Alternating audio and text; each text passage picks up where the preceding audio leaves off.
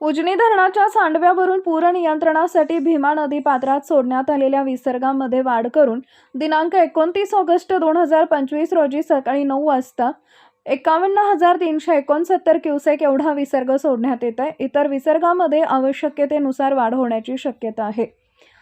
सकाळी 6 वाजता पंढरपूर इथं भीमा नदी पात्रातून 35,406 क्युसेक वेगानं पाणी वाहत असून दगडी पूल पाण्याखाली गेला आहे। नदीपात्रातील मंदिरं देखील पाण्याखाली असून भीमा नदीकाठावरील लोकांना सतर्क राहण्याचा इशारा देण्यात आला आहे।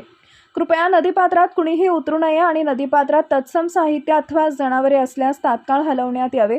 कृपया सकल भागातील संबंधित नागरिकांना सूचना देण्यात याव्यात व सर्वांनी योग्य ती खबरदारी व दक्षता घ्यावी असं आवाहन प्रशासनाच्या वतीनं उजनी धरण व्यवस्थापन विभागाचे कार्यकारी अभियंता सशी मुन्नोळी यांनी केलं आहे।